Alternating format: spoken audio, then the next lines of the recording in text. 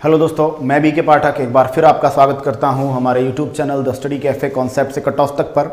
साथियों, पिछला टॉपिक हमारा कंप्लीट हो चुका था। ब्लड सर्कुलेशन सिस्टम की हमने प्रैक्टिस भी की अच्छी खासी और हमने टॉपिक को पूरा डिटेल पढ़ा। तो जिन लोगों का वो टॉपिक नहीं हुआ है वो लोग अच्छे से उसको रिवाइज करें, वीडियो रिकॉर्डेड है और आपको मिल जाएगा प्लेलिस्ट में। ठीक है, चलिए आज हम एक नए टॉपिक को स्टार्ट कर रहे हैं और ये है अपना नर्वस सिस्टम, तंत्रिका तंत्र। दोस्तों बहुत ही इंपॉर्टेंट टॉपिक है और इसको भी उसी लेवल से पढ़ा जाएगा जिस लेवल से हम बाकी के टॉपिक्स को पढ़ रहे हैं। सिंटू बालो जी, वेरी गुड इवनिंग। सब लोग आ जाइए भाई, जल्दी से क्लास स्टार्ट हो चुकी है आपकी। तो दोस्तों सबसे पहले बात कर लेते हैं, नर्वस सिस्टम होता क्या है, तंत्रिका तंत्र है क्या। दोस्तों तंत्रिका तंत्र एक सिंपल से शब्दों में कहें तो आप कह सकते हो तंत्रों का तंत्र।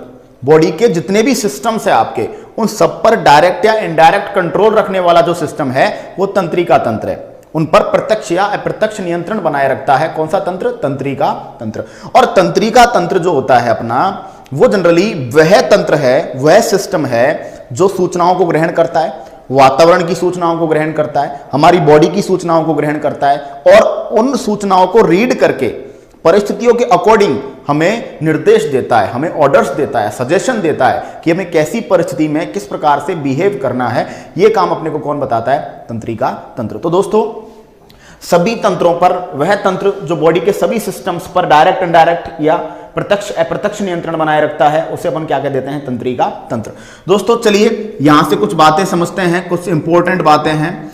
इंपॉर्टेंट बातें ये कि अमीबा, पैरामीशियम, अमीबा, पैरामीशियम या स्पंज, अमीबा, पैरामीशियम या स्पंज जैसे जो कम विकसित जो जीव है, श्रवण सिंह जी नमस्कार, ओम शिवरी, आपका बहुत बहुत स्वागत है। ठीक है, अमीबा, पैरामीशियम, स्पंज, ये जो तीनों हैं और भी कई सारे ऐसे जीव जो बहुत कम विकसित हैं, बहुत ही छोटे और बहुत ही सिंपल स्ट्रक्चर वाले जीव हैं, इनमें नर्वस सिस्टम का, तंत्रिका तंत्र का अभाव होता है। नर्वस सिस्टम इनमें एब्सेंट होता है, नर्वस सिस्टम नहीं पाया जाता।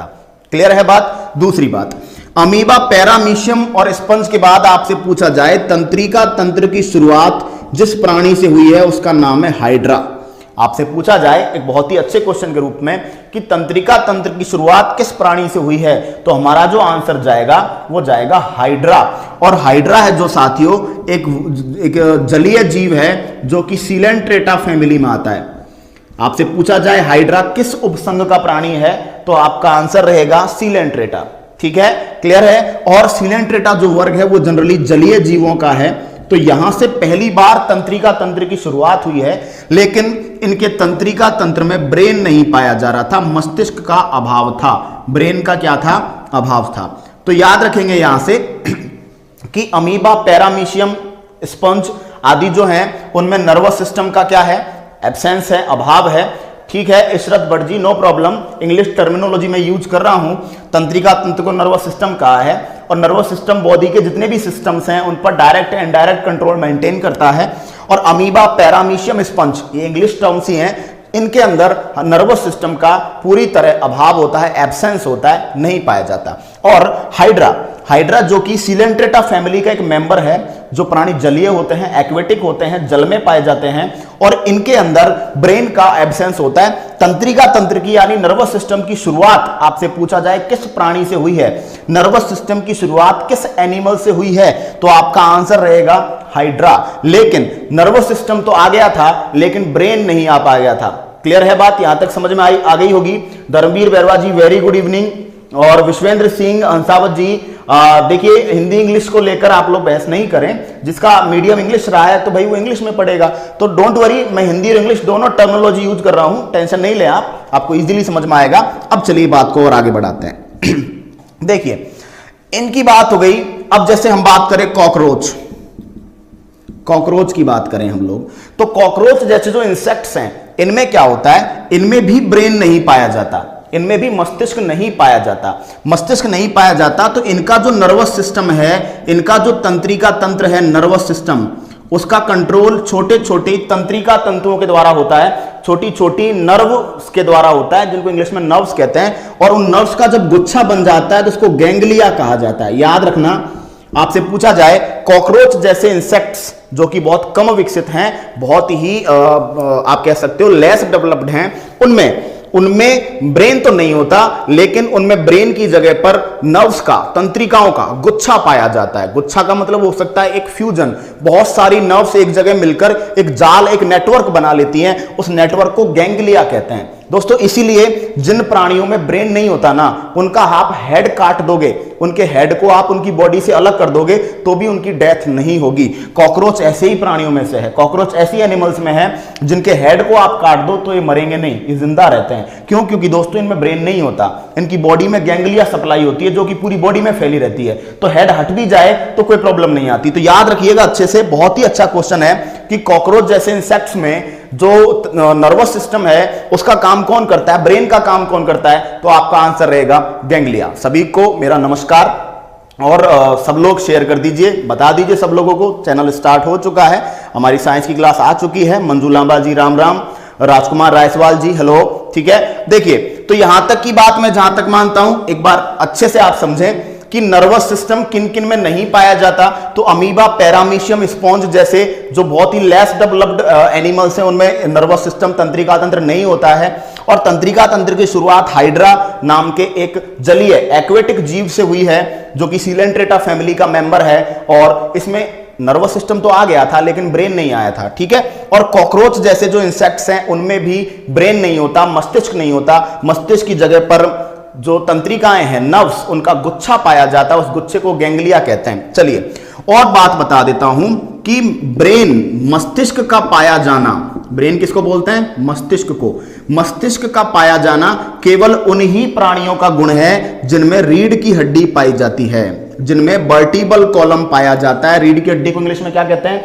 Vertebral column. तो जिनमें वर्टिबल कॉलम पाया जाता है उन्हें कशेरुकी कहा जाता है। याद रखना, जिनमें रीढ़ की हड्डी पाई जाती है उन्हें कशेरुकी या वर्टिब्रेट्स कहते हैं, वर्टिब्रेट्स इंग्लिश में। तो याद रखिएगा कि जो वर्टिब्रेट्स होते हैं उनमें ही ब्रेन होता है। वर्टिब्रेट्स के अलावा जो नॉन वर्टिब्रेट्स होते हैं, यानी जो अकशेरुकी प्राणी होते हैं जिनमें रीढ़ की हड्डी नहीं पाई जाती, उनमें विशेष तौर पर याद रखना है ब्रेन का, मस्तिष्क का अभाव होता है। उमेश कुमार जी हेलो, ललित खटीक जी हेलो, ठीक है। चलिए अब बात को आगे लेकर चलते हैं।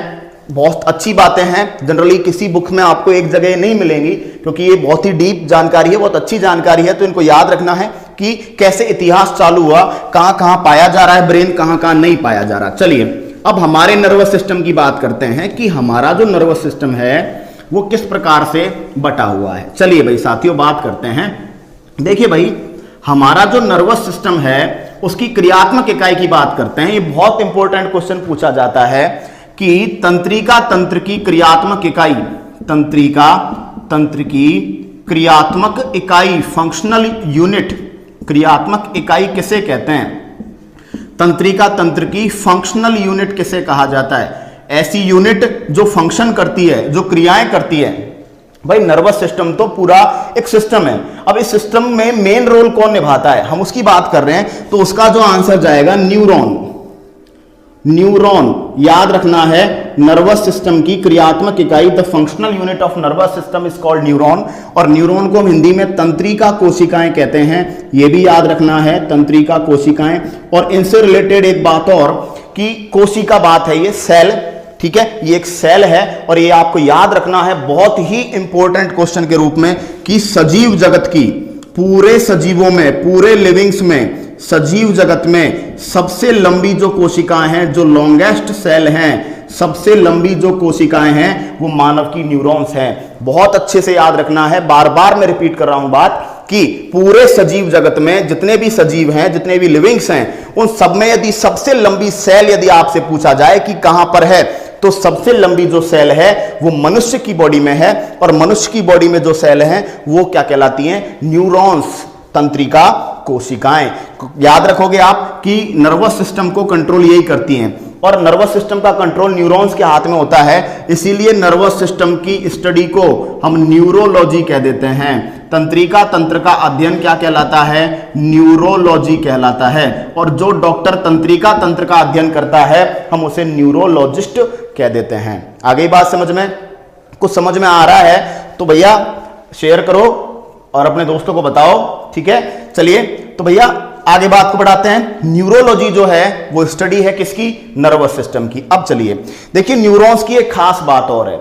न्यूरॉन्स की एक खास बात क्या है? हमारी तंत्रिकाओं की खास बात क्या है कि दोस्तों ये जन्म के बाद विभाजित नहीं होती, जन्म के बाद डिवाइड नहीं होती। यानी हमारी न्यूरॉन्स, ऐसी एक प्रॉब्लम है हमारे साथ कि हमारे न्यूरॉन्स जो होती हैं उनमें आफ्टर बर्थ डिवाइडेशन नहीं होता। और दोस्तों हमारी बॉडी में वृद्धि यानी ग्रोथ जो होती है वो डिवाइडेशन के द्वारा ही होती है। यानी कोशिकाएं जब डिवाइड होती हैं, कोशिकाएं जब विभाजित होती हैं तो ही वृद्धि होती है। इसीलिए दोस्तों ये कहा जाता है कि तंत्रिका कोशिकाओं में जन्म के बाद विभाजन नहीं होता। इसीलिए तंत्रिका तंत्र या हमारे मस्तिष्क की जो रीजनरेशन कैपेसिटी है, रीजनरेशन कैपेसिटी, रीजनरेशन कैपेसिटी का मतलब होता है अपने आप को रीजनरेट कर लेने की प्रक्रिया। हिंदी में कहते हैं पुनरुद्भवन क्षमता। पुनरुद्भवन क्षमता, पुनरुद्भवन का मतलब है पुनः, पुनः का मतलब होता है वापस, और उद्भवन, उद्भवन का मतलब होता है उत्पन्न हो जाना। तो दोस्तों हमारे जो ब्रेन की पुनरुद्भवन क्षमता है वो पूरी बॉडी में सबसे कम है। हमारे मस्तिष्क की पुनरुद्भवन क्षमता लगभग नगण्य है, और लगभग नगण्य होने के कारण हमारे मस्तिष्क में एक बार चोट लग गई और यदि कोई न्यूरॉन, कोई नर्व डैमेज हो गई तो उनका रीजनरेशन नहीं होगा। रीजनरेशन नहीं होगा तो दोस्तों हर अंग तक, मस्तिष्क से हर अंग तक नर्व्स जाती हैं। तो जब भी मस्तिष्क ऑर्डर देगा उस ऑर्डर को वो तंत्रिकाएं, वो नर्व्स अंग तक पहुंचाती हैं। यदि मान लीजिए मेरा एक्सीडेंट हुआ और हाथ को जो नर्व्स, जो तंत्रिकाएं सूचना पहुंचा रही थी, वो जो सूचनाएं हैं वो यदि उनको सूचनाओं को ले जाने वाली नर्व्स जो है वो डैमेज हो गई तो दोस्तों भले ही आपका हाथ एकदम सही है, आपका ब्रेन भी एकदम सही है, लेकिन दोनों के बीच में कनेक्शन नहीं है, तो आपका ब्रेन बोलेगा हाथ को इधर उधर हिलाने का, लेकिन आपके ब्रेन का जो मैसेज है वो आपके हाथ तक नहीं जाएगा, और नहीं जाएगा तो आपका ब्रेन काम नहीं करेगा। दोस्तों इसीलिए हमें बार बार बोला जाता है कि हमें ड्राइविंग करते समय हेलमेट पहनना चाहिए। क्यों पहनना चाहिए? क्योंकि दोस्तों बाकी के अंगों में यदि लग गई तो उनमें रीजनरेशन हो सकता है, लेकिन ब्रेन में एक बार चोट लग गई तो रीजनरेशन पॉसिबल नहीं है। इसीलिए आपने देखा होगा कि कई बार एक्सीडेंट होते हैं तो कुछ लोग कोमा में चले जाते हैं, कुछ लोगों को अंदर चोट लग जाती है ब्रेन में तो किसी को दिखना बंद हो जाता है। क्यों दिखना बंद क्यों हुआ? क्योंकि दिखने का काम, दिखने की सूचना ले जाने वाली जो नर्व्स हैं वो डैमेज हो गई कहीं ना कहीं। क्लियर? तो याद रखना ये चीज कि आपसे पूछा जाए पूरे शरीर में सबसे कम पुनर्भवन क्षमता, सबसे कम रीजनरेशन कैपेसिटी किस अंग की है, तो आपका आंसर रहेगा दोस्तों ब्रेन की है। चलिए एक बात और बता देता हूं, सबसे ज्यादा पूछा जाए तो लीवर की है। सबसे ज्यादा रीजनरेशन कैपेसिटी लीवर की है। लीवर को यकृत कहते हैं, लीवर को जिगर कहते हैं, और लीवर को ही कलेजा कहते हैं। ये बात बहुत लोगों को अब तक नहीं पता होगी, आज बता देता हूं। लीवर को ही क्या कहते हैं? लीवर को ही कलेजा कहते हैं, लीवर को भी जिगर कहते हैं। हम लोग मजाक में बोलते हैं देते जिगरा होना चाहिए, कलेजा पक्का होना चाहिए। दोस्तों पता नहीं हम क्या लिंक करते हैं, लेकिन याद रखिएगा जिगर और कलेजा दोनों शब्द लीवर के लिए काम में ले जाते हैं। ललित खटीक जी कह रहे हैं पटवारी की क्लास स्टार्ट करिए। बिल्कुल इस मामले में भी विचार किया जाएगा।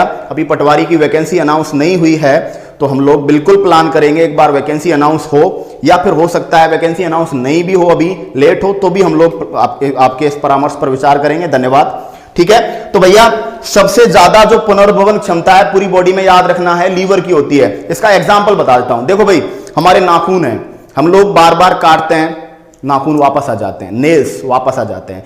ठीक है, हम लोग हमारे हेयर्स की कटिंग करवाते हैं, बार बार बड़े हो जाते हैं, आ जाते हैं। स्किन में कोई भी चोट लग जाती है, थोड़े दिन में रीजनरेशन हो जाता है और वो प्रॉपर हो जाती है। ठीक है, हमारी कोई उंगली में कोई चोट लग जाती है, हाथ पैरों में कोई चोट लग जाती है, रीजनरेशन के द्वारा कोशिकाओं का वापस निर्माण हो जाता है। लेकिन ब्रेन में ऐसा नहीं है, क्योंकि ब्रेन की जो डिवाइडेशन कैपेसिटी है वो क्या है? जीरो है। डिवाइड नहीं होती सेल्स बाद में। ठीक है, तो एक बार जो सेल डैमेज हो गई वो वापस डिवाइड नहीं होंगी, डिवाइड नहीं होंगी तो नई नहीं बनेगी, और नई नहीं बनेगी तो जो पुरानी चली गई है उनका जो काम था वो काम अब कोई नहीं करेगा, और वो काम नहीं करेगा तो वो काम हमेशा के लिए क्या हो जाएगा साथियों? बंद हो जाएगा। तो याद रखनी है ये चीज कि हेलमेट पहनने के लिए इसीलिए बोला जाता है हमसे, वरना तो कीमत तो हर अंग की है।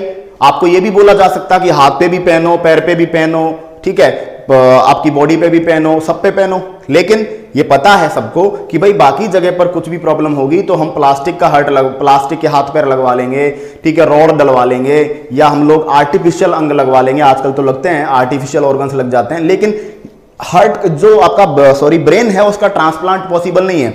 एक आदमी का ब्रेन आप दूसरे आदमी को नहीं लगा सकते, ठीक है। तो याद रखिएगा इन चीजों के बारे में। उमेद कसाना जी बिल्कुल पहचान गया हूं भाई, JBBNL में सिलेक्शन आपका हो चुका था, उसके लिए बहुत बहुत शुभकामनाएं, ठीक है। और चैनल पर आए इसके लिए धन्यवाद। देखते रहिए, आगे एग्जाम्स की और तैयारी करो। मैं चाहता हूं आप अच्छे से अच्छी और जॉब प्राप्त करें। चलिए तो दोस्तों ये ब्रेन के बारे में बात थी। अब चलते हैं थोड़ा आगे।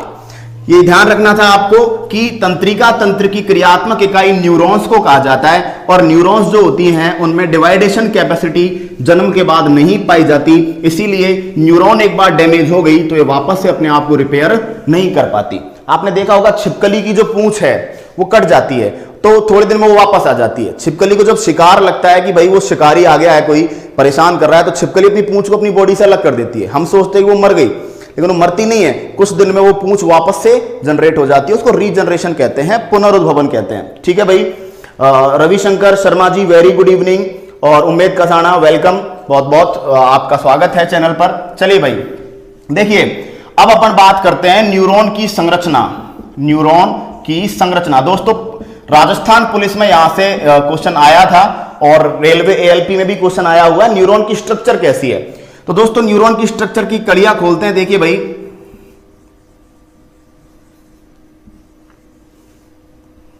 देखिए भाई, न्यूरॉन की जो स्ट्रक्चर होती है इस टाइप की होती है। देखिए ये जो भाग आपको दिखाई दे रहा है, इस भाग को कहते हैं साइटोन। इस भाग को साइटोन कहा जाता है, और ये सबसे इंपॉर्टेंट भाग है। सबसे इंपॉर्टेंट भाग क्यों है? क्योंकि इसी भाग में न्यूक्लियस होता है। न्यूक्लियस को मान लो मैंने N से लिख दिया, न्यूक्लियस को बोलते हैं केंद्रक। और इसी भाग में माइटोकॉन्ड्रिया होता है। माइटोकॉन्ड्रिया आपको पता है कोशिका का शक्ति गृह, पावर हाउस ऑफ सेल कहते हैं। न्यूक्लियस कोशिका की कंट्रोलर यूनिट। चलिए तो ये तो साइटोन हो गया, और साइटोन के किनारों पर छोटे छोटे फिलामेंट्स पाए जाते हैं। फिलामेंट आप कहते हो तंतुओं को, छोटे छोटे तंतु पाए जाते हैं, और इन तंतुओं को हम कहते हैं डेंड्रॉन। क्या कहते हैं? याद रखना है, इन तंतुओं को डेंड्रॉन।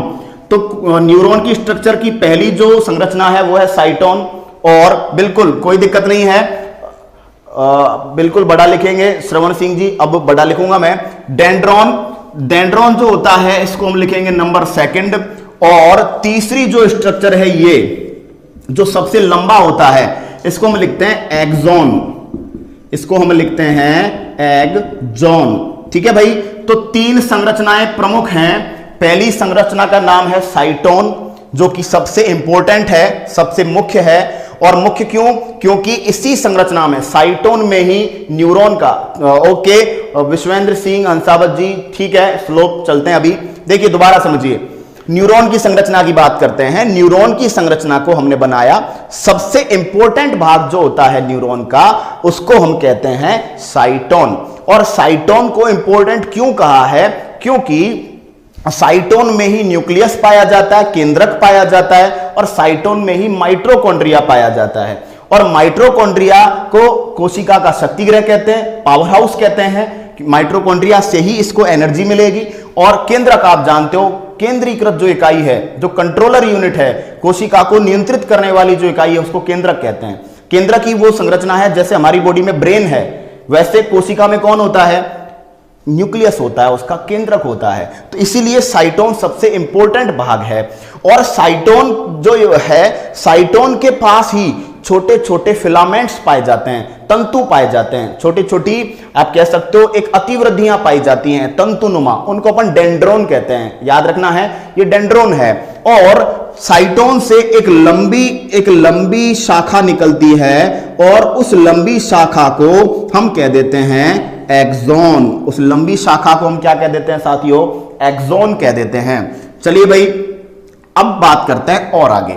देखिए एक्सॉन के बाद ये क्वेश्चन राजस्थान पुलिस में आया था कि निम्न में से कौन सा न्यूरॉन का भाग नहीं है, और उन्होंने ऑप्शन में इन तीनों को दे दिया। एक चौथा ऑप्शन जो था वो याद रखना है, वोमन संपुट था, वोमन कैप्सूल।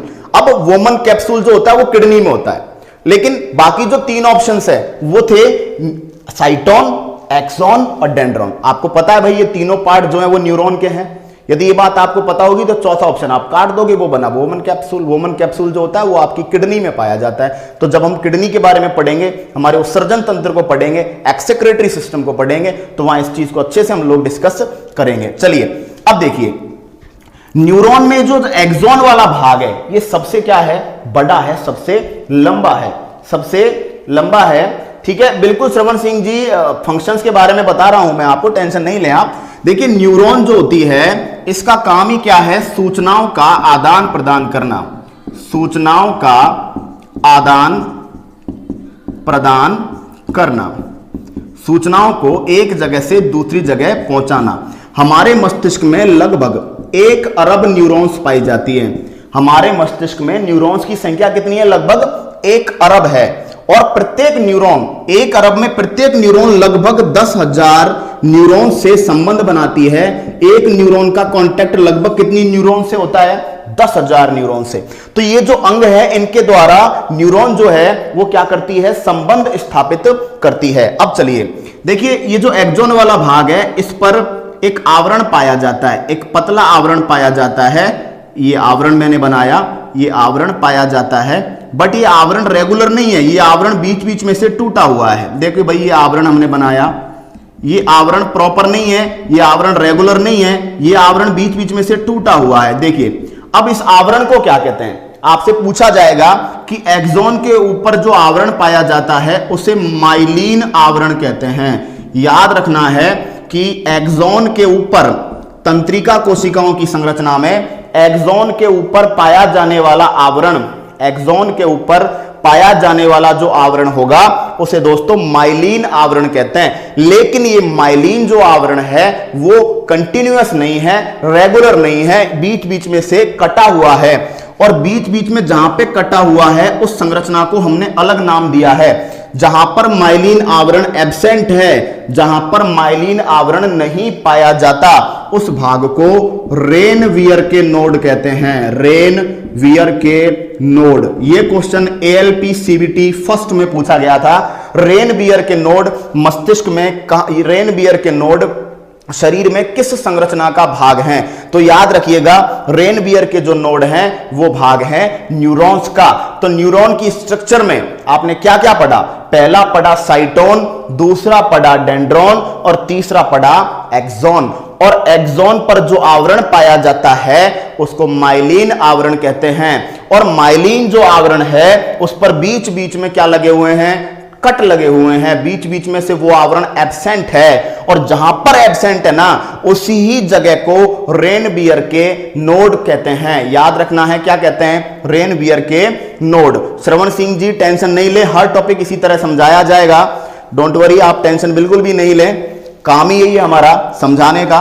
ठीक है, अब चलिए, अब एक बात और, हमें एक बात पता है कि जो न्यूरॉन्स हैं ये लगभग 1 अरब होती है हमारे ब्रेन में, हमारी बॉडी में। और इन एक न्यूरॉन का कांटेक्ट लगभग 10,000 अलग अलग न्यूरॉन से होता है।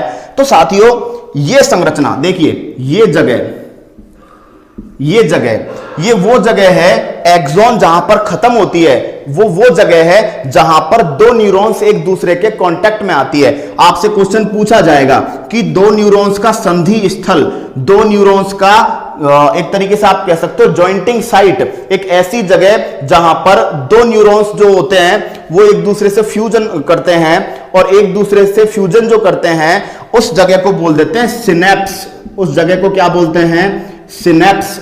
आपसे पूछा जाए कि एक्सॉन के बाद, किरण चौधरी जी यही होता है, एक्सॉन के बाद में जिन फिलामेंट्स के द्वारा दूसरी एक्सॉन्स के साथ, दूसरी न्यूरॉन्स के साथ कांटेक्ट स्थापित किया जाता है उन्हें हम सिनेप्स कहते हैं। हिंदी में इन्हें सूत्र युग्मन कहा जाता है। हिंदी में इन्हें क्या बोलते हैं, सूत्र युग्मन। सूत्र का मतलब क्या होता है, एक तरीके से जॉइंट, फिलामेंट्स।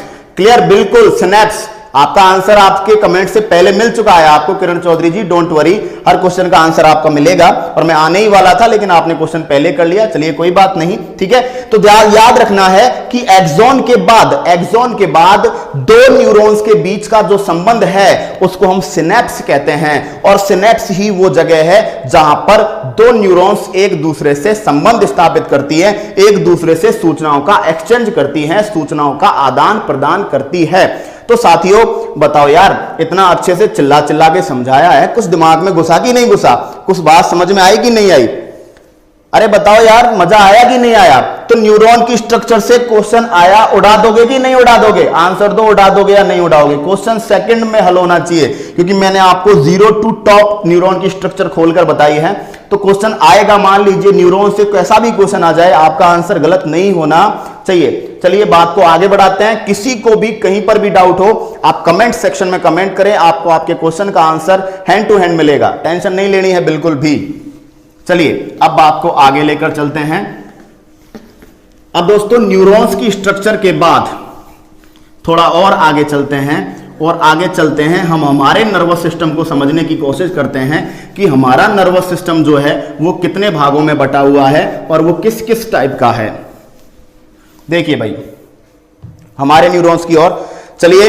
ओके, अच्छा है, समझ में आया। चलिए ठीक है, आगे बात करते हैं। बिल्कुल किरण चौधरी जी, पूरी जो नर्व न्यूरॉन होती है उसके ऊपर छोटी छोटी कणिकाएं पाई जाती है, उनको हम निसल्स ग्रेन्यूल्स बोलते हैं। ठीक है, हमारा जो ब्रेन होता है, पूरी बॉडी के ऊपर जो छोटी छोटी कणिकाएं, पूरी न्यूरॉन के ऊपर जो छोटी छोटी कणिकाएं पाई जाती है, उनको हम निसल्स ग्रेन्यूल्स के नाम से जानते हैं। चलिए भाई बात को आगे करते हैं।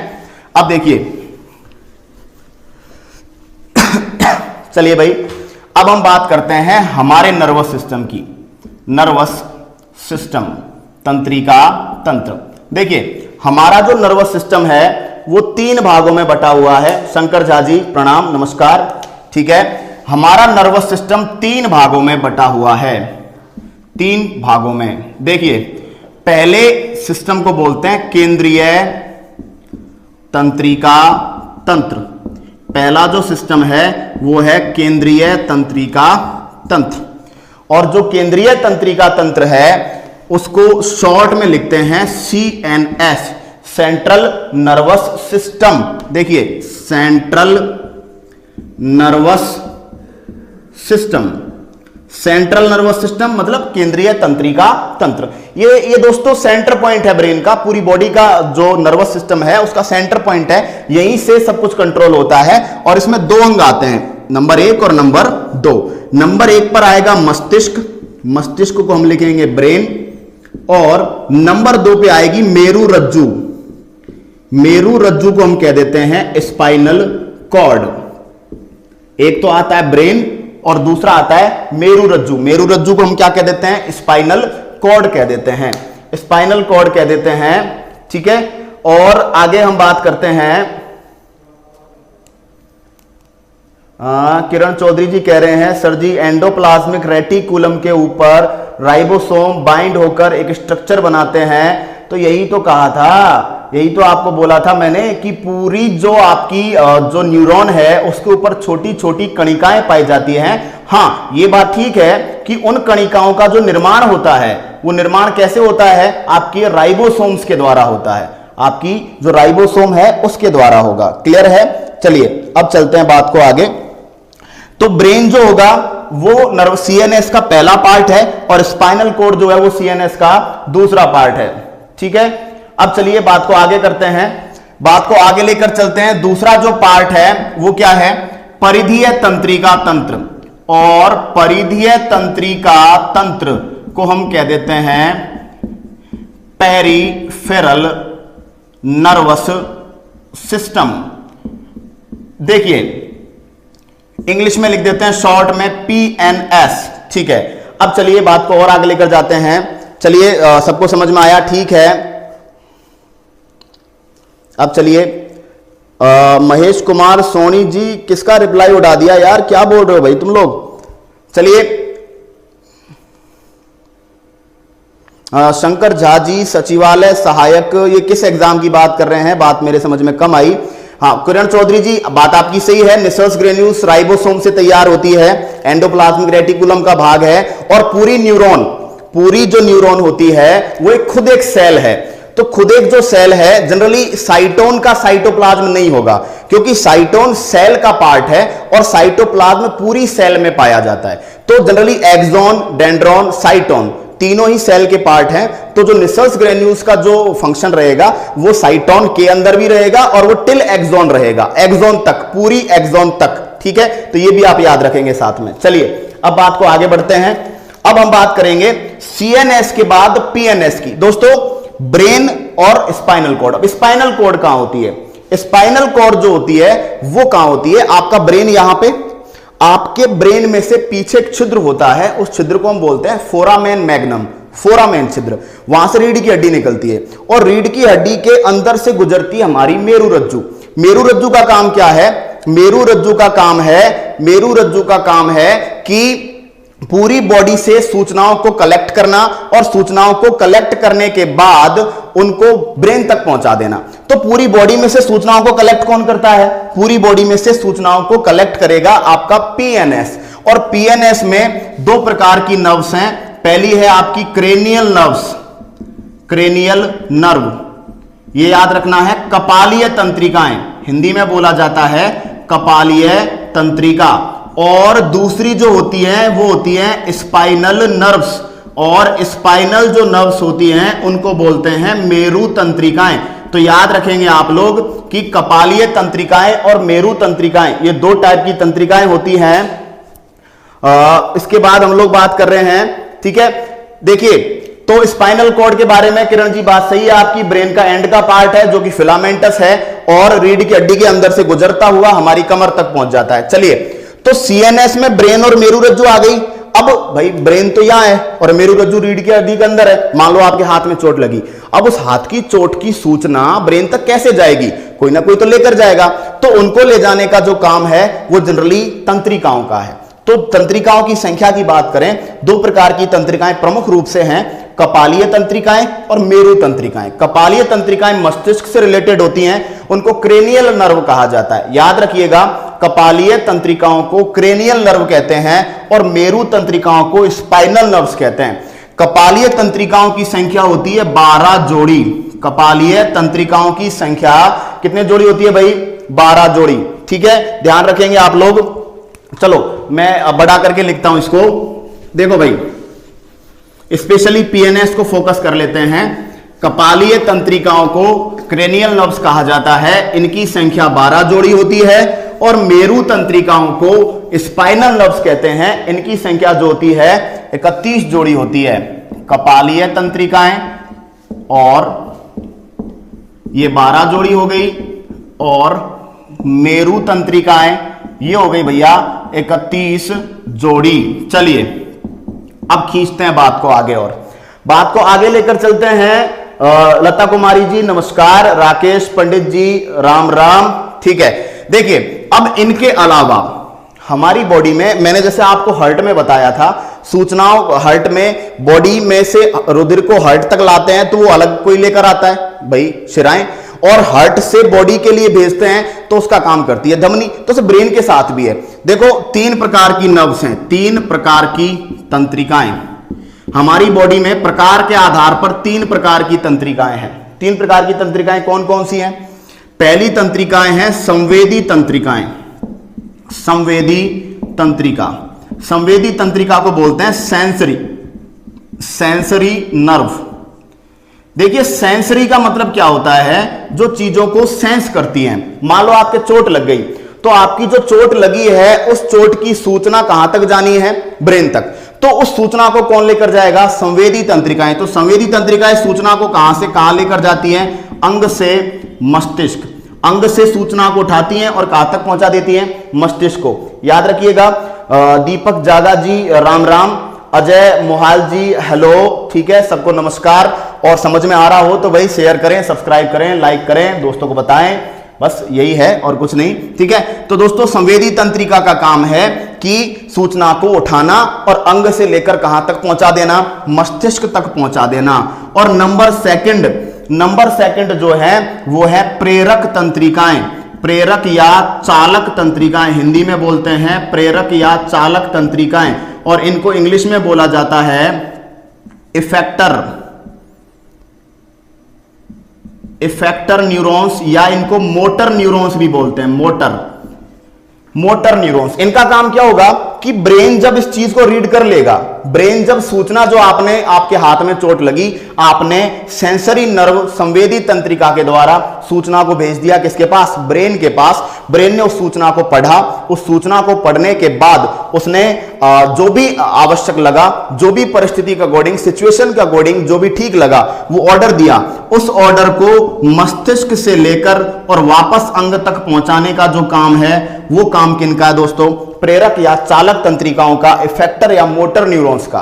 तो जनरली कार्य के आधार पर न्यूरॉन्स दो टाइप की तो ये हो गई, एक तो कौन सी हो गई, सेंसरी नर्व्स संवेदी तंत्रिकाएं जो अंग से चलती हैं और कहां तक जाती हैं, मस्तिष्क तक।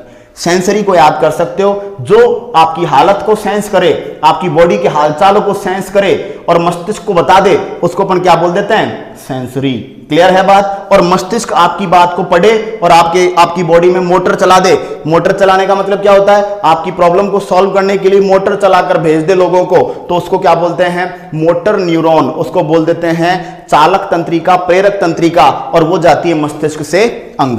अब कभी कभी क्या होता है, ऐसी कुछ नर्व्स अपनी बॉडी में हैं जो कि इन दोनों का ही काम करती हैं, उन्हें मिश्रित तंत्रिकाएं कहा जाता है। मिश्रित तंत्रिकाएं वे होती हैं जो संवेदी का यानी सेंसरी का और प्रेरक का यानी मोटर का, दोनों का ही काम करती है, उनको अपन क्या बोल देते हैं, मिश्रित। तो साथियों 3 प्रकार की तंत्रिकाएं हैं, नोट डाउन करिएगा, याद रखिएगा। हम लोग पढ़ रहे थे क्या, हम लोग पढ़ रहे थे मस्तिष्क को छोड़िए, हम लोग पढ़ रहे थे तंत्रिका तंत्र को। तंत्रिका तंत्र का पहला पार्ट पढ़ा हमने, तंत्रिका तंत्र के पहले पार्ट को लेकर हम लोग आए और वो पढ़ा था सीएनएस। और सीएनएस के 2 पार्ट थे, पहला पार्ट जो था वो था ब्रेन और दूसरा पार्ट था स्पाइनल कॉर्ड यानी मस्तिष्क और मेरु रज्जु। और उसके बाद हम लोग आए थे पीएनएस पर, परिधीय तंत्रिका तंत्र पर। परिधीय तंत्रिका तंत्र का काम क्या है कि शरीर के अंगों को, पूरे शरीर को सेंट्रल नर्वस सिस्टम से जोड़ देना, और जोड़ने के लिए वो तरह तरह की तंत्रिकाओं का, तरह तरह की नर्व्स का प्रयोग करते हैं, जिनमें कपालीय तंत्रिकाएं, क्रेनियल नर्व्स, इनकी संख्या 12 जोड़ी है, और मेरु रज्जु में जो पाई जाती है उनको बोलते हैं मेरु तंत्रिकाएं, इनकी संख्या यानी स्पाइनल नर्व्स की संख्या जो है वो क्या है, 31 जोड़ी है। और इनके अतिरिक्त 3 प्रकार की तंत्रिकाएं हमारी बॉडी में होती हैं, जिनमें से वे सूचनाएं, वे तंत्रिकाएं जो अंग से सूचना को उठाकर और मस्तिष्क तक पहुंचा देती हैं, हमारी बॉडी की सेंस करती है हालात को, और सेंस करके मस्तिष्क को बता देती हैं, उनको अपन क्या बोल देते हैं, सेंसरी नर्व कह देते हैं। और उसके बाद मस्तिष्क उनको जैसे ही समझता है तो अपनी बॉडी में मोटर के द्वारा वो सूचनाओं को वापस हमें ऑर्डर देता है, तो वो जो होंगी वो मस्तिष्क से अंग जाएंगी, और वो कौन होंगी, प्रेरक या चालक तंत्रिका। और उसके बाद जो प्रेरक का और संवेदी का दोनों का ही काम कर ले, उनको अपन क्या कह देंगे भाई, मिश्रित तंत्रिकाएं कह देंगे। तो बताओ भाई बात समझ में आई कि नहीं आई यार, कुछ बताओ यार, मैं जोर जोर से चिल्ला रहा हूं भाई, कुछ पल्ले पड़ रहा है कि नहीं पड़ रहा। अरे तुम्हारे ब्रेन में ब्रेन वाला टॉपिक बैठ रहा है थोड़ा कि नहीं बैठ रहा, बताओ भाई लोग, बता दो, सब लोग बताएं, आंसर्स दीजिए।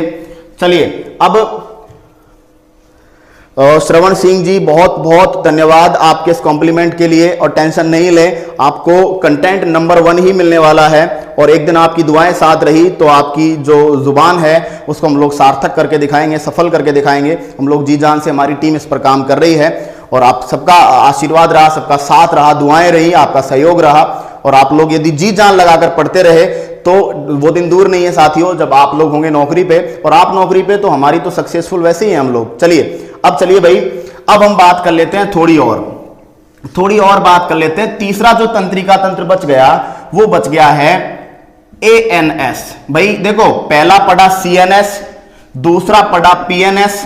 सीएनएस में कौन कौन थे, सीएनएस में थे एक तो था ब्रेन और दूसरा था मेरुरज्जु, एक तो था मस्तिष्क और दूसरा कौन था, मेरुरज्जु था। और पीएनएस परिधीय तंत्रिका तंत्र में हमने सीएनएस को पूरे शरीर से जोड़ने का मेथड देखा था कि पूरा शरीर किस प्रकार से जुड़ा हुआ है ब्रेन के साथ और स्पाइनल कॉर्ड के साथ। अब तीसरी बात आती है कि यार जब आपने मस्तिष्क को पढ़ लिया, मेरुरज्जु को पढ़ लिया, पूरी बॉडी को पढ़ लिया, तो इसका क्या काम है, तीसरा वाला है ना एएनएस। एएनएस का मतलब देखो, autonomous nervous system, autonomous nervous system, Hindi में बोलते हैं स्वायत्त तंत्रिका तंत्र, स्वायत्त तंत्रिका तंत्र। चलिए देखिए, ऑटोनोमस नर्वस सिस्टम का मतलब है स्वायत्त तंत्रिका तंत्र। और स्वायत्त तंत्रिका तंत्र की थोड़ी बात कर लेते हैं यार। स्वायत्त वर्ड का मतलब हिंदी में पकड़ लो, स्वायत्त का मतलब होता है इंडिपेंडेंट, स्वतंत्र, आत्मनिर्भर। भारत देश का संविधान बोलते हैं ना प्रतिज्ञा, तो हम उसमें काम में लेते हैं मैं भारत देश की एकता, अखंडता और स्वायत्तता की रक्षा करूंगा, बोलते ही नहीं बोलते। तो स्वायत्तता इंग्लिश में लिखते हैं ऑटोनोमस। सुबोध कॉलेज के बारे में आपने सुना होगा, सुबोध कॉलेज सेमी ऑटोनोमस है। ऑटोनोमस वो होता है जो पूर्ण रूप से स्वतंत्र हो, और सेमी ऑटोनोमस जो अर्ध रूप से स्वतंत्र हो। तो जैसे सुबोध कॉलेज राजस्थान यूनिवर्सिटी के अंदर आता है, लेकिन इसको स्वतंत्र छोड़ दिया गया है, अपने पेपर खुद बनाता है, अपनी एग्जाम खुद लेता है। कोई प्रॉब्लम आती है तो बीच में आकर कौन आता है? बीच में आता है राजस्थान यूनिवर्सिटी। ऐसे ही ब्रेन ने क्या किया? ब्रेन ने ऐसे छोटे मोटे काम जो लगातार होते हैं, जो रेगुलर होते हैं, जिनके होने या नहीं होने से ज्यादा फर्क नहीं पड़ता है, उनकी बात करें तो ध्यान रखना, ऐसे कार्य जो लगातार होते रहते हैं, ऐसे कार्य जो स्लो हो जाएं, फास्ट हो जाएं, तो ज्यादा फर्क नहीं पड़ता। ऐसे क्रियाओं को करने के लिए ब्रेन ने तीसरा सिस्टम अपने अंदर बना रखा है नर्वस सिस्टम का, और उसको कह देते हैं ऑटोनोमस नर्वस सिस्टम। तो ऑटोनोमस नर्वस सिस्टम जनरली ऐसी क्रियाओं को कंट्रोल करता है जो रेगुलर होती हैं और जिनका कोई ज्यादा महत्व हमारे शरीर में नहीं है, जैसे कि पलकों का झपकना, ठीक है, हमारी जो रुधिर वाहिनियां उनका फैलना सिकुड़ना, ब्लड वेसल्स का फैलना सिकुड़ना, मूत्र वाहिनी यानी यूरेटर का फैलना सिकुड़ना आदि। तो इनके बारे में डिटेल्ड बात करेंगे। स्वायत्त तंत्रिका तंत्र दो प्रकार का होता है, अनुकंपी, परानुकंपी, सिंपैथेटिक और पैरासिंपैथेटिक। लेकिन समय हो गया है साथियों, तो समय की पाबंदी है। कल फिर मुलाकात करेंगे। आपको समझ में आया हो तो लाइक करें, शेयर करें, और कल फिर से हाजिर हो। कल फिर से मैं आपके सामने हाजिर होऊंगा। तब तक के लिए नमस्कार साथियों। एक बार आपके कमेंट्स का मैं इंतजार कर रहा हूं। क्या बात हो गई भाई? मुकेश कुमार सोनी जी, क्या हो गया यार? विश्वेंद्र जी, क्यों भाई ऐसा क्या हो गया? अरे यार लड़ो मत भाई, हैं? लड़ना नहीं है यार, सब पढ़ने के लिए हम लोग आए हैं, और आप अपनी पढ़ाई पर फोकस कीजिए, ठीक है। आप जो भी क्वेश्चंस पूछेंगे उन क्वेश्चंस का आपको जवाब मिलेगा। हो सकता है कि विचारों में प्रॉब्लम्स आए, तो आपका कोई भी डाउट हो उसको हम लोग क्लियर करेंगे। आज क्लियर नहीं होता, कल क्लियर करेंगे। आई एम नॉट गॉड, भगवान नहीं हूं मैं, ठीक है। गलतियां आपसे भी हो सकती है, हो सकता है मुझसे हो जाए तो आप लोग कमेंट करें। कमेंट करके मैं दूसरे ही दिन उस गलती को पक्का आपके सामने, वैसे संभव तो नहीं है कि गलतियां हो, लेकिन फिर भी यदि हो जाती है तो एग्री करेंगे, और एग्री करके हम लोग उस चीज को अगले दिन सॉर्ट आउट करेंगे। डोंट वरी, ठीक है। तो अगली बार फिर मुलाकात होगी, तब तक के लिए नमस्कार साथियों, अलविदा।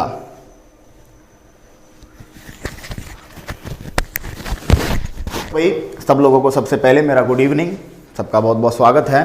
देखिए हम लोग पढ़ रहे थे नर्वस सिस्टम, और नर्वस सिस्टम में मैं आपको बता देता हूं, एक बार कल की क्लास में हमने न्यूरॉन की स्ट्रक्चर पढ़ी, न्यूरॉन की संरचना पढ़ी, और हम तीन टाइप का नर्वस सिस्टम पढ़ रहे थे।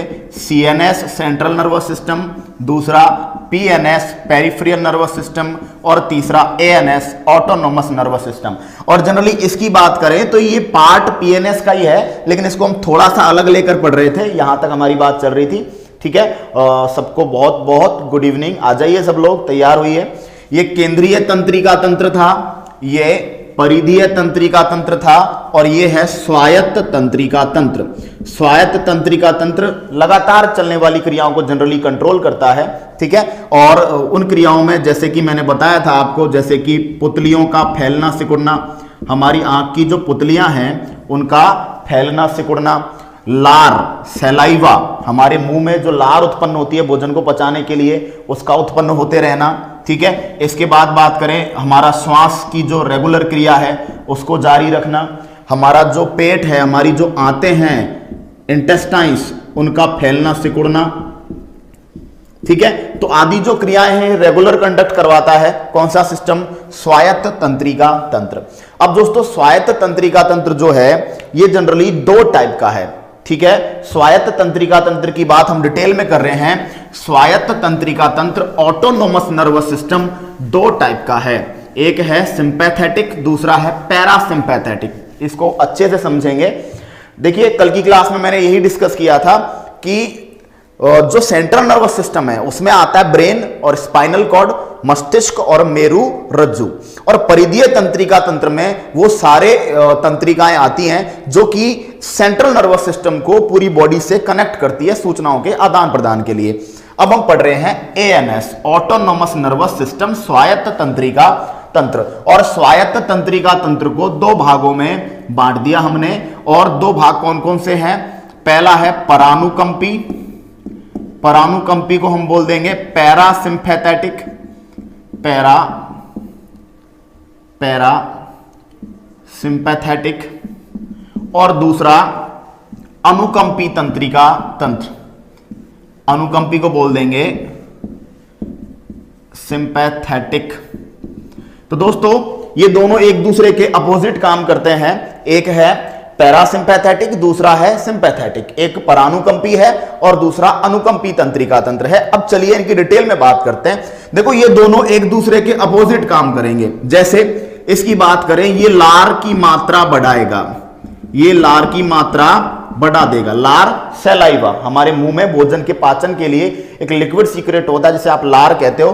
तो ये लार की मात्रा बढ़ाएगा, ये लार की मात्रा घटाएगा। अच्छे से सुनना, एक दूसरे का अपोजिट काम है। Pradeep Rathore ji very good evening, Dharmveer Bairwa ji very good evening. देखिए तो ध्यान रखना है, हम पढ़ रहे हैं स्वायत्त तंत्रिका तंत्र, ऑटोनोमस नर्वस सिस्टम। और ऑटोनोमस नर्वस सिस्टम दो टाइप का है, परानुकंपी, अनुकंपी, पैरासिम्पैथेटिक और सिंपैथेटिक। ठीक है, अब चलिए, तो ये लार की मात्रा बढ़ाता है, वो लार की मात्रा घटाता है। ये पाचन में वृद्धि करता है, पाचन में वृद्धि। भाई लार की मात्रा बढ़ेगी तो पाचन में वृद्धि हो जाएगी, और ये क्या करेगा बताओ?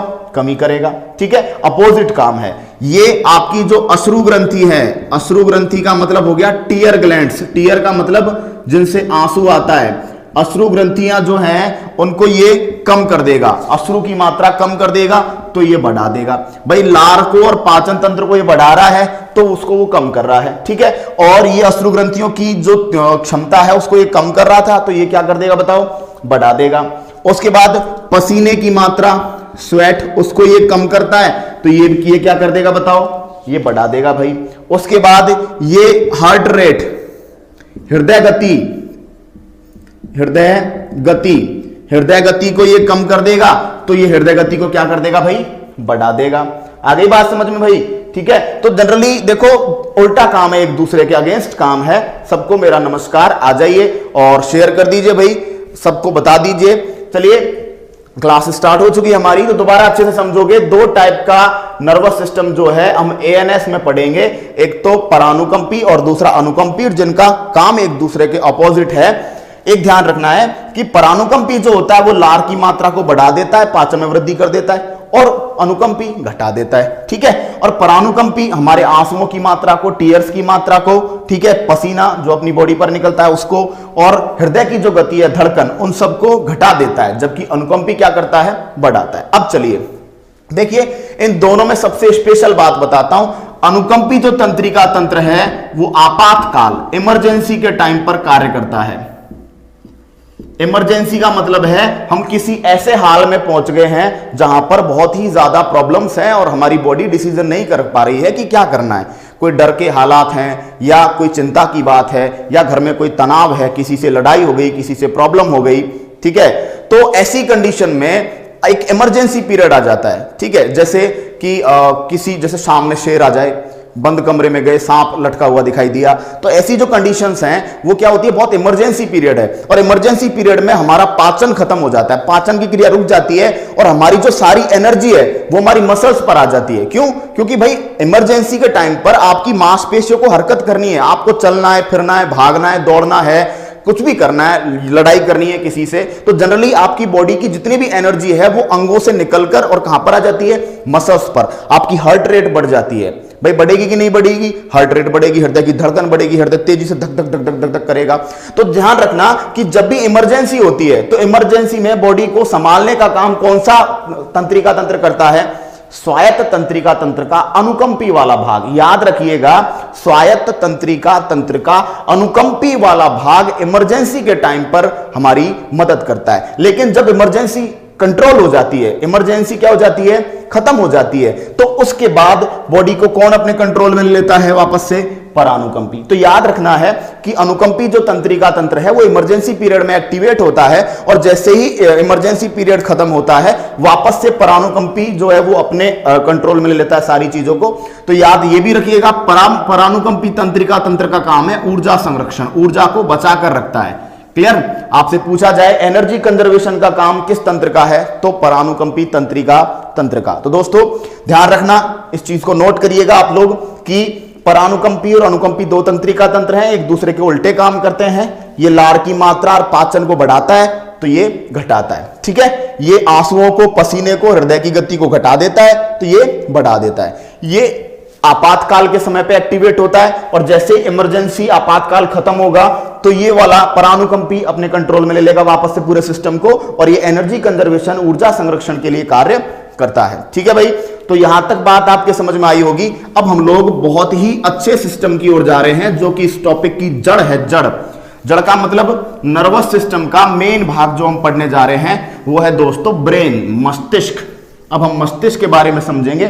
चीजें थोड़ी टफ है साथियों, टफ जो चीज होती है वो तो होती है, क्या करें, लेकिन एक बार दो बार जब आप रिपीट करोगे तो आप इन चीजों को अच्छे से समझोगे। इसके अलावा मैं आपको जानकारी दे देता हूं कि क्वेश्चंस का बहुत ही अच्छा पैनल हम लोग तैयार करने वाले हैं। साथ ही ट्रिक्स के लिए जितनी भी साइंस की ट्रिक्स हैं उनके लिए अलग से मैराथन क्लासेस हम लोग अवेलेबल करेंगे, जिनमें जितनी भी ट्रिक्स अवेलेबल हो सकती है पूरी साइंस में हम लोग वो ट्रिक्स की बात करेंगे। आपको अलग अलग रोगों को कैसे याद करना है, अलग अलग तरीके की जो रोग होते हैं हमारी बॉडी में, कौन सा वायरस के द्वारा, कौन सा बैक्टीरिया के द्वारा, वगैरह वगैरह बहुत सारी अच्छी अच्छी ट्रिक्स हैं जिनका कोई भी तोड़ नहीं है कहीं पर भी, जिनका कोई भी अपवाद नहीं है। हम उन सब के बारे में पढ़ेंगे। देखिए भाई, अब हम पढ़ने वाले हैं ब्रेन।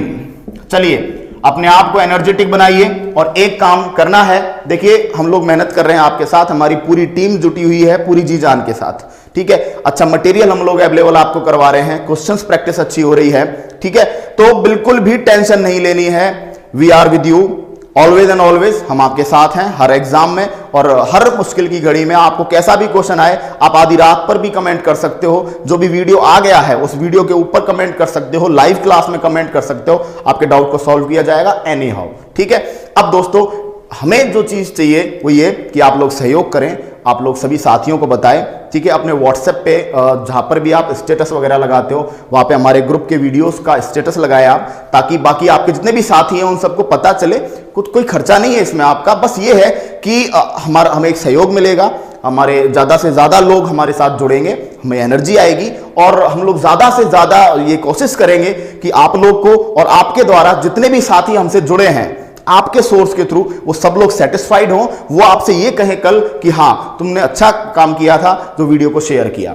साथियों बस यही है कि आप लोग शेयर करें, व्हाट्सएप पे, फेसबुक पे अपनी डीपी लगाएं, स्टेटस लगाएं, लोगों को बताएं। इसके अलावा हमें आपसे कुछ नहीं चाहिए, बाकी आपकी दुआएं साथ है और आपका सहयोग साथ है। ठीक है, लता Kumari ji very good evening, और पंकज कुमार धोबी जी बिल्कुल मैं आपके साथ हूं, हमारी टीम आपके साथ है। ठीक है, अब हम बात करेंगे ब्रेन। देखिए दोस्तों, ब्रेन को हम कहते हैं मस्तिष्क।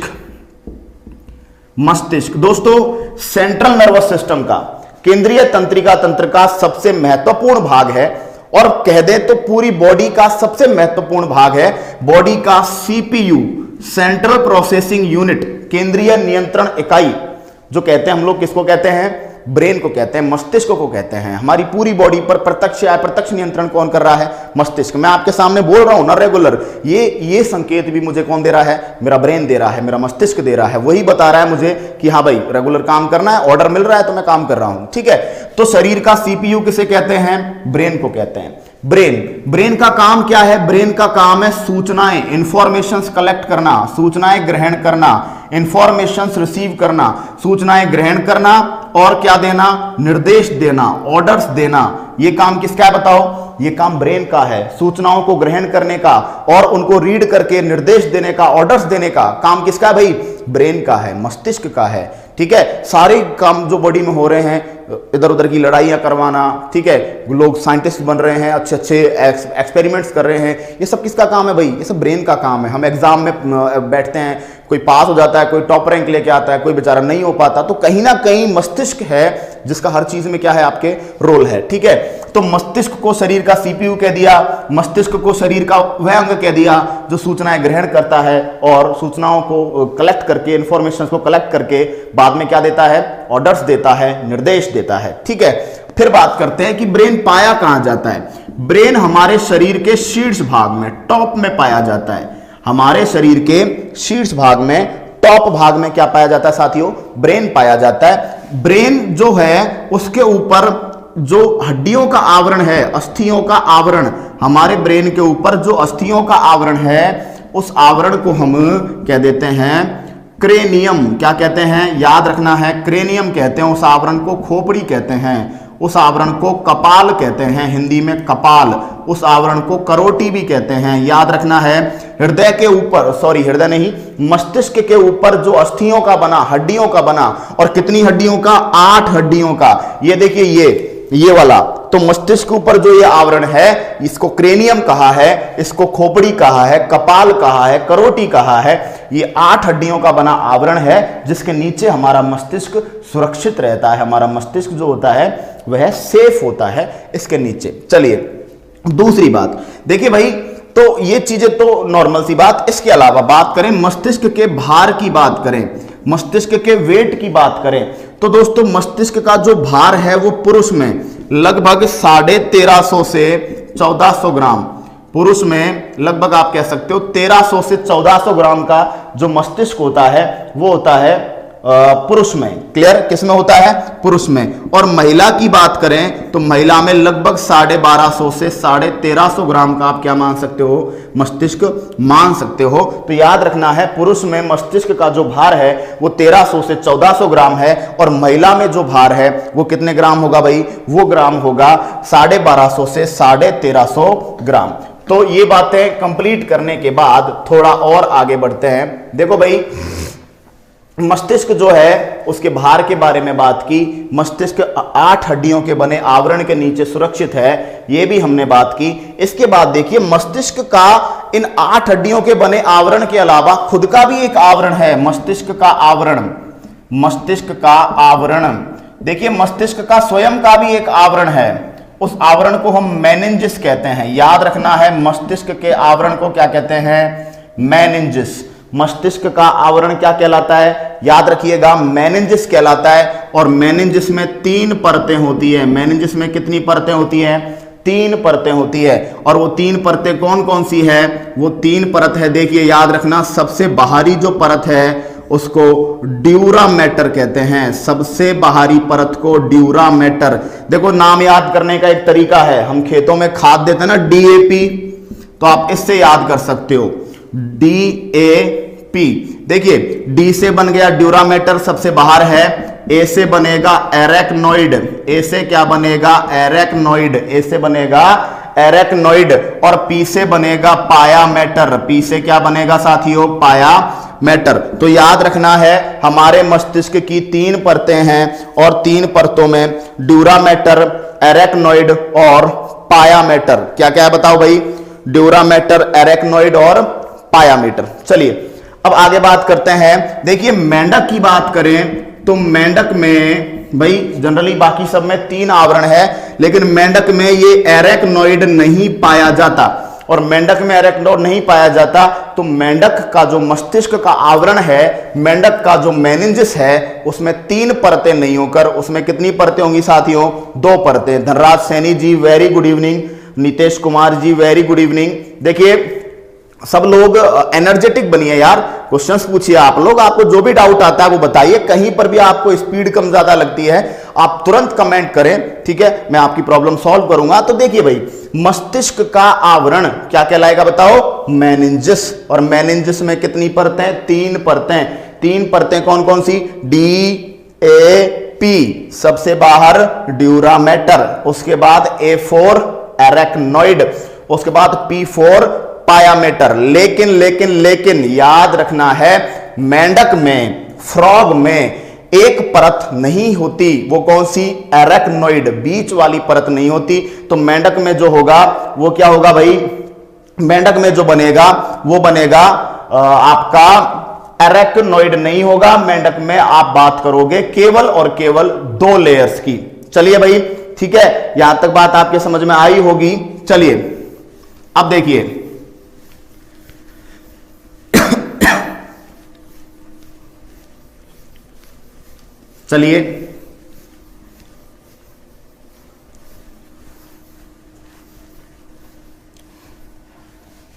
बात को आगे लेकर चलते हैं। हाँ जी, किरण चौधरी जी वेलकम है आपका। आप पूछ रहे हैं सेरिब्रो स्पाइनल फ्लूइड। देखिए, सेरिब्रो स्पाइनल फ्लूइड जनरली पूरे ब्रेन में पाया जाने वाला एक ऐसा लिक्विड है जो कि हमारे ब्रेन के जो आवरण हैं, ड्यूरामेटर, अरेक्नोइड और पायामीटर, तो जनरली ड्यूरामेटर और पायामीटर दोनों के बीच में मान सकते हो आप, ये एक लिक्विड है जो सीक्रेट होता है और ये जनरली मस्तिष्क से लेकर आपकी मस्तिष्क में भी चलता है, साथ ही साथ जो मेरु रज्जु है वहां तक जाता है और हमारे ब्रेन की बाहरी आघातों से, जो एक्सटर्नल अटैक्स होते हैं, उनसे ये सुरक्षा करता है।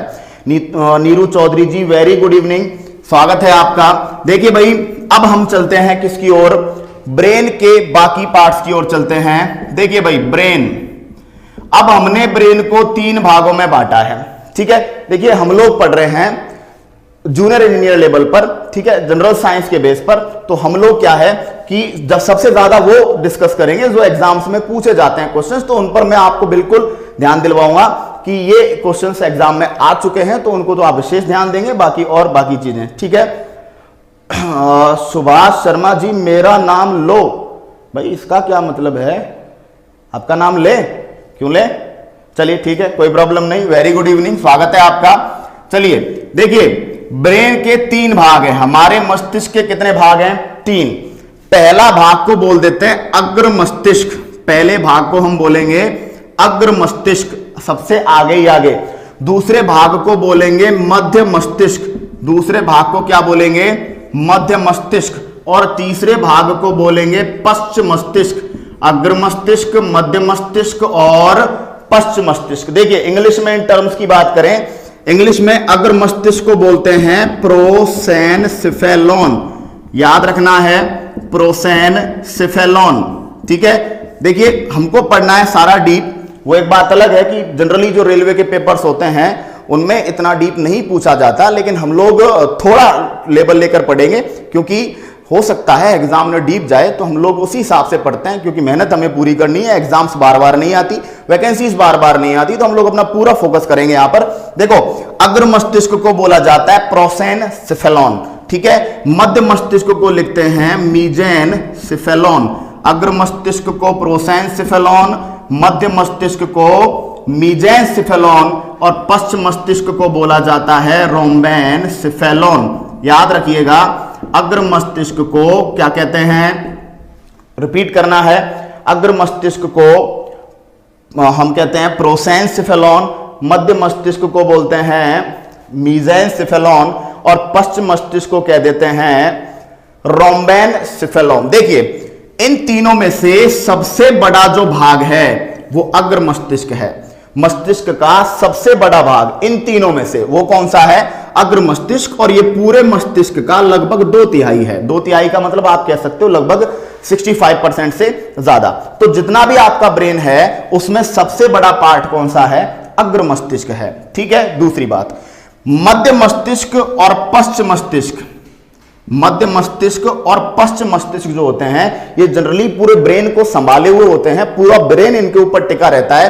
तो इन दोनों से मिलकर एक स्टेम का निर्माण होता है जिसे बोलते हैं ब्रेन स्टेम। आपसे पूछा जाएगा कभी भी क्वेश्चन कि ब्रेन स्टेम किस किस से मिलकर बना होता है, तो ब्रेन स्टेम याद रखिएगा मध्य मस्तिष्क और पश्च मस्तिष्क से मिलकर बना होता है। अग्र मस्तिष्क का ब्रेन स्टेम के निर्माण में कोई भी योगदान नहीं होता। आपको ये बात याद रखनी है, एग्जाम में आपसे पूछी जा सकती है कि अग्र मस्तिष्क, मध्य मस्तिष्क और पश्च मस्तिष्क में से किसका योगदान ब्रेन स्टेम के निर्माण में नहीं होता, तो आपका आंसर रहेगा अग्र मस्तिष्क। तो मेरे जहां तक आइडिया है आपको ये बात क्लियर हुई होगी कि अग्र मस्तिष्क, मध्य मस्तिष्क और पश्च मस्तिष्क को क्या कहते हैं, क्योंकि अब मैं इनमें से एक एक को पढ़ना स्टार्ट करूंगा, एक एक को आपके सामने मैं खोलना स्टार्ट करूंगा कि अग्र मस्तिष्क में क्या होगा और कैसे हम इसको करने वाले हैं। चलिए देखिए, लीजिए भाई, सबसे पहले अग्र मस्तिष्क को खोलते हैं। अग्र मस्तिष्क को खोलना है। देखिए, आपको यदि जो भी मैं पढ़ा रहा हूं उसको यदि दिमाग में बिठाना है तो आपके पास जो तरीका है मैं बता देता हूं आपको कौन सा तरीका अप्लाई करना है। आपको करना है क्या कि जो भी मैं बोलता हूं वो आप नोट करें। नोट करने के बाद 2-3 बार आपको जब भी मौका मिले आप इसको रिपीट करें, रिपीट करके समझें, ठीक है। और जो भी पढ़ रहे हैं आप उसको पिछले से लिंक करें।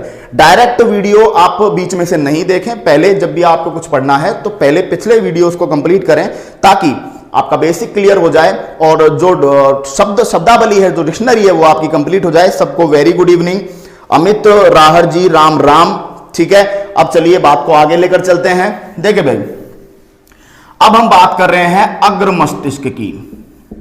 अग्र मस्तिष्क को सिंपल लैंग्वेज में हमने कहा था, जो साइंटिफिक लैंग्वेज है प्रोसेंसिफेलॉन।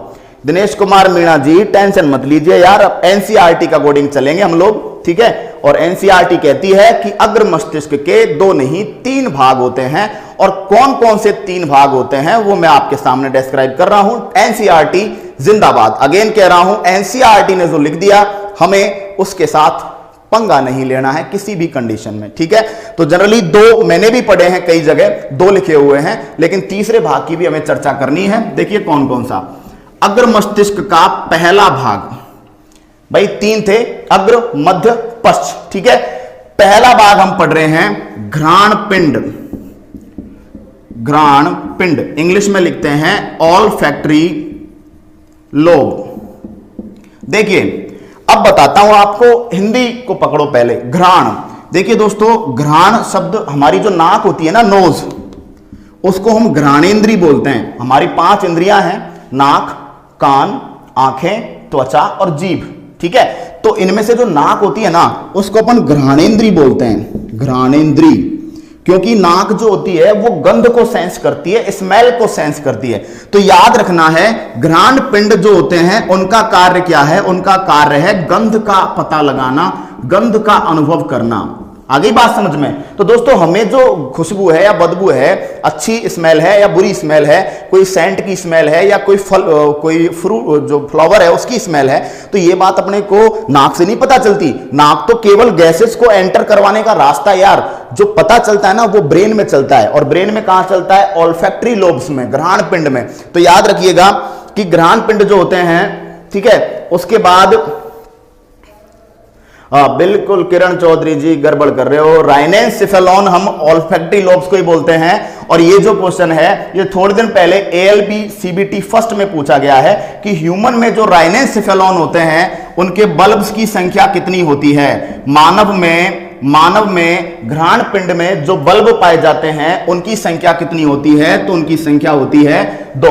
तो ये तो हम कह ही नहीं सकते कि मानव में नहीं पाए जाते। बिल्कुल ये जरूर है कि कम विकसित होते हैं, कुत्ते जैसे जो प्राणी होते हैं, जो पशु होते हैं, उनमें जो घ्राण पिंड है वो कम विकसित, उनमें ज्यादा है और हमारे अंदर कम विकसित है, वो बात ठीक है। लेकिन मानव में ओल्फैक्टरी लोब्स की संख्या होती है 2। क्लियर? लेस डेवलप्ड होते हैं, ये बात ठीक है, लेकिन होते हैं। तो पढ़ने हमें कितने पड़ेंगे? 3। चलिए, तो अग्र मस्तिष्क का पहला भाग घ्राण पिंड कहलाता है, जिसको हम ऑल्फैक्टरी लोब कहते हैं। और ऑल्फैक्टरी लोब जो होती है उसका काम है स्मेल को सेंस करना, गंध को सेंस करना। आ गई बात समझ में? और मानव में पूछा जाए, आपसे पूछ सकता है क्वेश्चन, एग्जाम में आया हुआ है कि मानव शरीर में, मानव के मस्तिष्क में घ्राण बल्बों की संख्या, ऑल्फैक्टरी बल्ब्स की संख्या कितनी होती है? तो आपका आंसर रहेगा 2 होती है। क्लियर? आपका आंसर कितना रहेगा?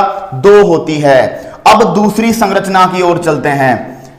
भाई अग्र मस्तिष्क में पहले भाग को पढ़ने के बाद दूसरे भाग की ओर चलते हैं। दूसरा भाग है प्रमस्तिष्क, और प्रमस्तिष्क को हम बोलते हैं सेरिब्रम। प्रमस्तिष्क को हम क्या कहते हैं? सेरिब्रम कहते हैं, सेरिब्रम। प्रमस्तिष्क को सेरिब्रम। और इस पर मैं लगा रहा हूं स्टार। क्यों? क्योंकि अग्र मस्तिष्क में भी सबसे इंपॉर्टेंट भाग जो है वो प्रमस्तिष्क है साथियों। वो क्या है बताइए? प्रमस्तिष्क। प्रमस्तिष्क को क्या बोलते हैं? सेरिब्रम। क्यों है भाई ये इंपॉर्टेंट? अब बताता हूं।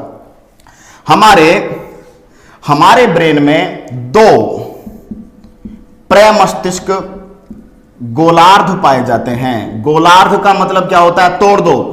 गोला प्लस अर्ध, अर्ध का मतलब हो गया आधा और गोला का मतलब हो गया गोला। आप कह सकते हो 2 सेरिब्रल हेमीस्फीयर पाए जाते हैं, 2 प्रमस्तिष्क गोलार्ध पाए जाते हैं, जो कि एक संरचना के द्वारा जुड़े रहते हैं, जिसको बोलते हैं कार्पस कैलोसम। Corpus callosum. आपके लेवल की बात नहीं है, जूनियर इंजीनियर एग्जाम के अकॉर्डिंग बहुत आगे की बात है, लेकिन फिर भी आप ध्यान रखें कि हमारा जो प्रमस्तिष्क है वो दो छोटे छोटे प्रमस्तिष्क गोलार्धों से, यानी दो छोटे छोटे आधे गोले के रूप में जो गोलार्ध पाए जाते हैं उनसे मिलकर बना होता है, और वो दोनों गोलार्ध एक कार्पस कैलोसम नाम की संरचना के द्वारा जुड़े रहते हैं। दूसरी बात, हमारा जो प्रमस्तिष्क है, इस प्रमस्तिष्क में उभार और गर्त पाए जाते हैं। प्रमस्तिष्क में क्या पाए जाते हैं? उभार और गर्त, यानी उतार और चढ़ाव।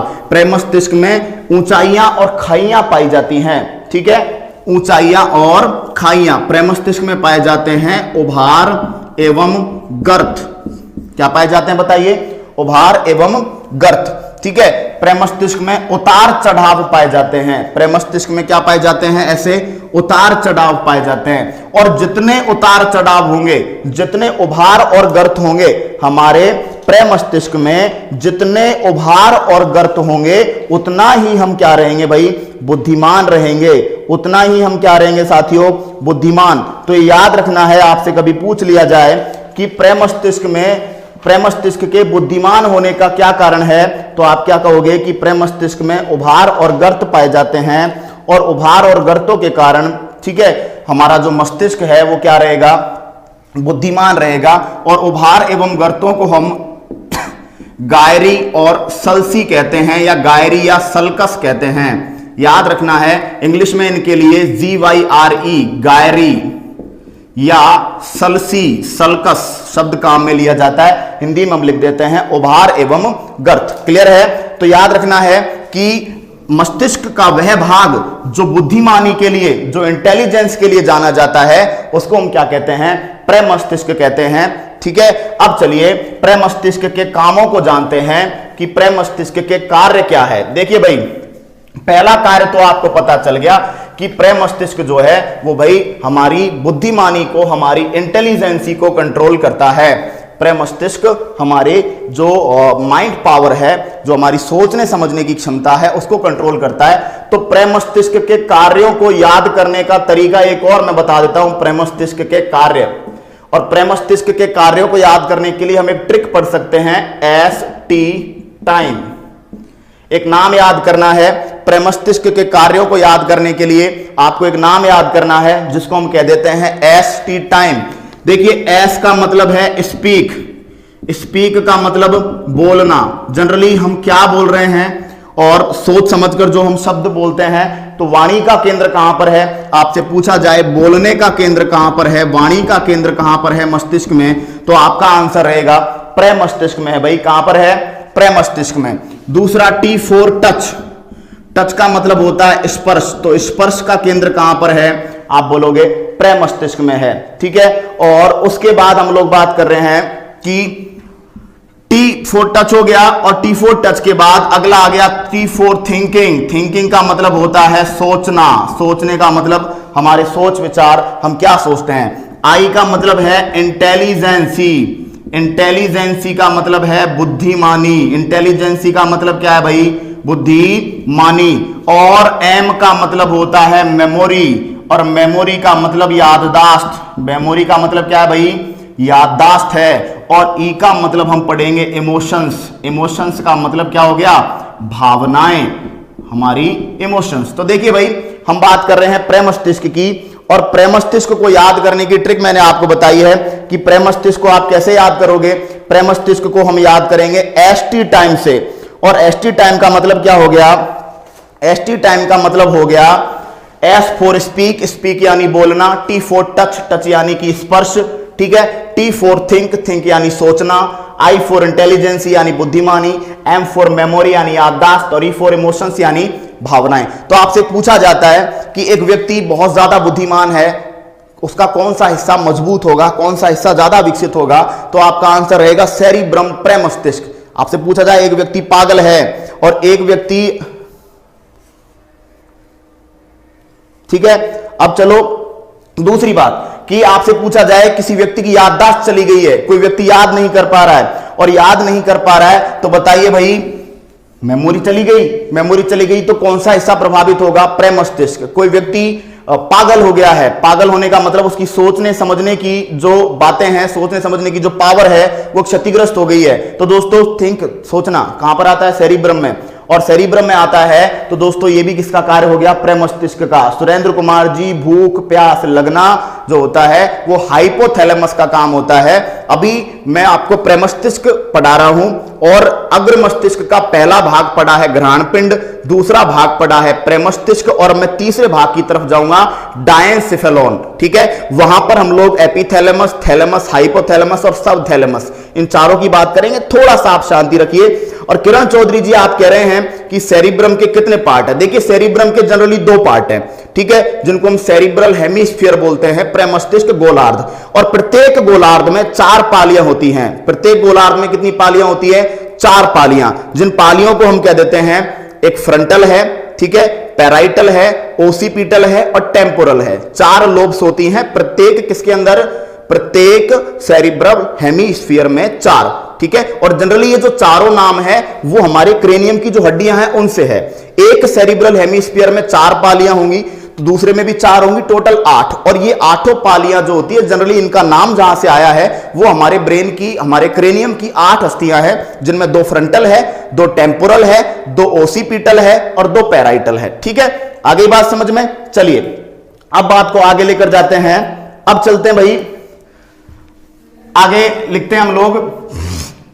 देखो प्रमस्तिष्क के कार्यों को पढ़ने के बाद प्रमस्तिष्क में हमने पढ़ा कि सबसे पहले ऑल्फैक्टरी लोब, उसके बाद हमने पढ़ लिया सेरिब्रम, उसके बाद में हम पढ़ेंगे अब डायनसिफेलॉन को। ठीक है, देखिए अग्र मस्तिष्क, और अग्र मस्तिष्क में, अग्र जो मस्तिष्क है उसमें पहला भाग हमने पढ़ लिया घ्राण पिंड। ये मैं अच्छे से डिस्कस कर चुका हूं। घ्राण पिंडों की संख्या मनुष्य में 2 होती है और इनका जो काम है वो क्या है भाई? इनका काम है गंध को सेंस करना, स्मेल को सेंस करना। किरण चौधरी जी 5 नहीं होती, 4 होती हैं। चारों के नाम मैं आपको बता चुका हूं और इसका PDF मेरे पास है। आपको यदि चाहिए तो मैं बिल्कुल इसको भेज सकता हूं। ठीक है, तो 4 है बिल्कुल 101%, टेंशन नहीं लेनी आपको। बुक्स में अलग अलग जगह से जब डिस्क्राइब किया जाता है तो यहां पर वो लोग थोड़ा सा अंतर करते हैं, लेकिन NCERT आप फॉलो करके चलें, प्री मेडिकल के नोट्स को आप फॉलो करके चलें, आपको पक्का पता चलेगा कि 4 होती हैं। ठीक है, अब चलिए घ्राण पिंड के बाद दूसरा हमने पढ़ा सेरिब्रम, और सेरिब्रम को हम कहते हैं प्रमस्तिष्क। इसके बारे में मैं आपको बता चुका हूं।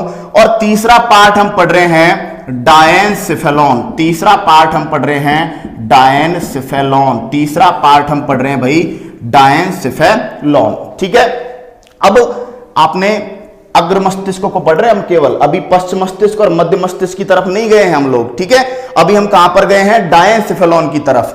और डायनसिफेलॉन के 3 पार्ट हम पढ़ेंगे। पहला पार्ट हम पढ़ेंगे एपिथैलेमस। पहला पार्ट हम पढ़ेंगे एपिथैलेमस। एपिथैलेमस को लिख दिया, लो भाई एपिथैलेमस। दूसरा पार्ट हम पढ़ेंगे थैलेमस। दूसरा पार्ट हमने पढ़ लिया थैलेमस। और तीसरा पार्ट हम पढ़ेंगे हाइपोथैलेमस। तो जनरली पहला पढ़ेंगे हम लोग क्या? एपिथैलेमस, दूसरा पढ़ रहे हैं थैलेमस और तीसरा पढ़ रहे हैं हाइपोथैलेमस। एक चौथा और होता है जिसको हम कह देते हैं सबथैलेमस, लेकिन उसकी बात अपने को करना जरूरी नहीं क्योंकि कोई खास काम उसका नहीं होता हमारे पास। ठीक है, तो आप लोग याद रखेंगे एपिथैलेमस, थैलेमस और हाइपोथैलेमस। अब देखिए इनकी बात थोड़ी सी करते हैं। देखिए एपिथैलेमस के पास में एक ग्रंथि होती है जिसे पीनियल ग्रंथि कहते हैं। आपसे पूछा जाए कि एपिथैलेमस किस ग्रंथि के पास होता है तो आपका आंसर रहेगा एपिथैलेमस पीनियल ग्रंथि के पास होता है। किरण चौधरी जी बिल्कुल सही बात है, थैलेमस, एपिथैलेमस, हाइपोथैलेमस। ठीक है, एपिथैलेमस के पास में कौन सी ग्रंथि होती है? एपिथैलेमस के पास में होती है पीनियल ग्रंथि। आ गई बात? ठीक है, एपिथैलेमस के पास में कौन सी ग्रंथि होती है? पीनियल ग्रंथि होती है। क्लियर?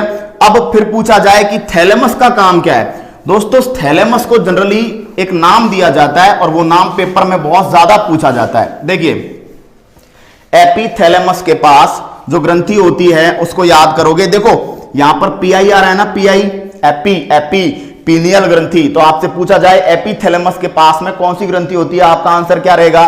पीनियल ग्रंथि होती है। और थैलेमस को क्या कहते हैं? थैलेमस को प्रसारण स्टेशन कहा जाता है। थैलेमस को क्या कहते हैं? प्रसारण स्टेशन। थैलेमस को हमारे मस्तिष्क का प्रसारण स्टेशन कहते हैं। थैलेमस का ही काम होता है प्रमस्तिष्क तक बाहरी सूचनाओं को लाना। भाई थैलेमस का काम क्या है? हमारी ज्ञानेंद्रियां हैं 5, नाक है, ठीक है, आंख है, उसके बाद आपकी त्वचा है, जीभ है और कान है। उनसे जितने भी मैसेजेस आते हैं उन मैसेजेस को किसके पास पहुंचाने का काम?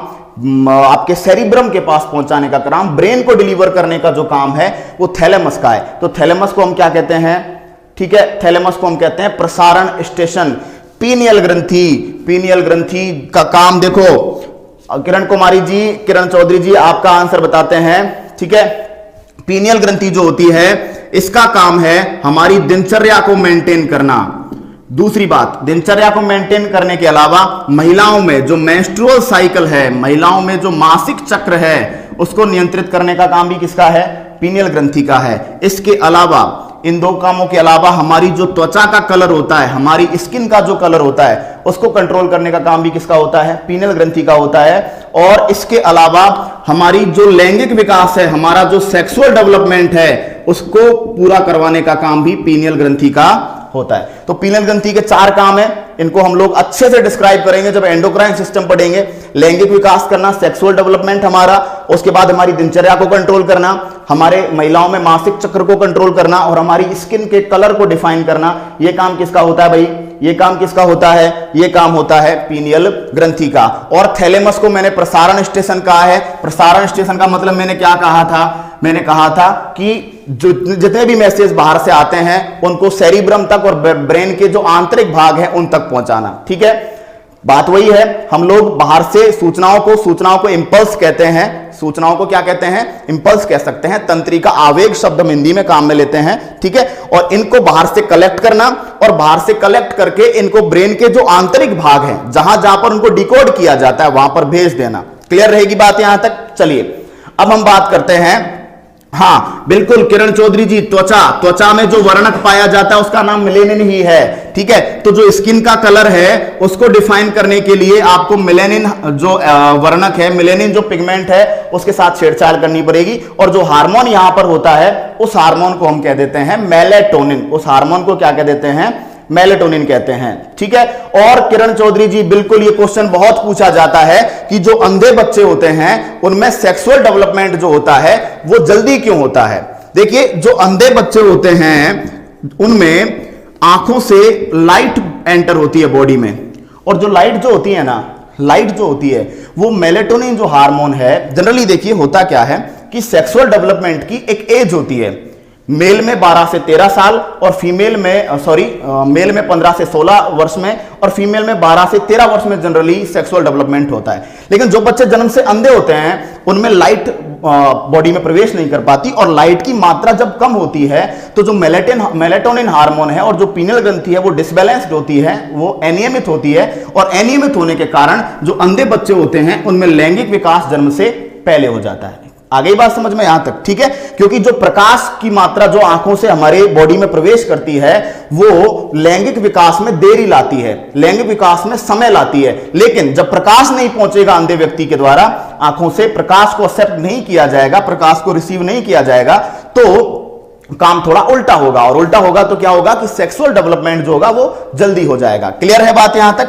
तो हम लोग पढ़ रहे थे डायेंसिफेलोन, और डायेंसिफेलोन में हमने पढ़ा कि एपिथैलेमस जो होता है उसको, उसके पास में पीनियल ग्रंथि होती है, और थैलेमस को हम लोग प्रसारण का स्टेशन कहते हैं, जिसका काम है बाहरी सूचनाओं को उठाना और बाहरी सूचनाओं को उठाकर ब्रेन के जो आंतरिक भाग है उन तक पहुंचा देना।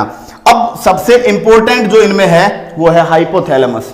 ठीक है, और हाइपोथैलेमस का काम देखिए, हाइपोथैलेमस देखिए, जो आपने स्वायत्त तंत्रिका तंत्र पढ़ा था, ऑटोनोमस नर्वस सिस्टम पढ़ा था, उसको पूरा कंट्रोल करने का काम किसका है? हाइपोथैलेमस का है। स्वायत्त तंत्रिका तंत्र जो हमने पढ़ा था, उस पूरे स्वायत्त तंत्रिका तंत्र को कंट्रोल में लेने का काम किसका होता है? हाइपोथैलेमस का होता है। दूसरी बात, हाइपोथैलेमस के जस्ट पास में एक ग्रंथि पाई जाती है, उसे बोलते हैं पीयूष ग्रंथि, पिट्यूटरी। और पीयूष ग्रंथि को हम कहते हैं मास्टर ग्रंथि। क्या बोलते हैं? मास्टर ग्रंथि। तो याद रखना है, एपिथैलेमस के पास तो पाई जाती है एपीथैलेमस के पास तो पाई जाती है पीयूष ग्रंथि, पीनियल ग्रंथि, और हाइपोथैलेमस के पाई जाती है पीयूष ग्रंथि।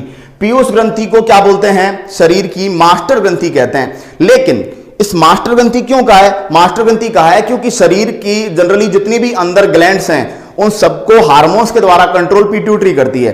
लेकिन पिट्यूटरी पर भी जो जनरली पश्च भाग है पिट्यूटरी का, उसको कंट्रोल करने के लिए हार्मोन कहां से भेजे जाते हैं? हाइपोथैलेमस से भेजे जाते हैं। ठीक है, तो जब ग्रंथियां पढ़ेंगे तो उन हार्मोन्स की भी बात करेंगे। ऑक्सीटोसिन है, वैसोप्रेसिन है, एडीएच, उनकी बात करेंगे अच्छे से, टेंशन नहीं लें आप लोग। ठीक है, तो हाइपोथैलेमस का पहला काम हो गया पीयूष ग्रंथि पर नियंत्रण, और पीयूष ग्रंथि को मास्टर कहते हैं, तो मास्टर पर भी नियंत्रण करता है, इसलिए हाइपोथैलेमस को शरीर का सुपर मास्टर कहा जाता है। आपसे क्वेश्चन पूछा जाए शरीर का सुपर मास्टर, शरीर का head master, master of master किसे कहा जाता है, तो आपका आंसर रहेगा क्या?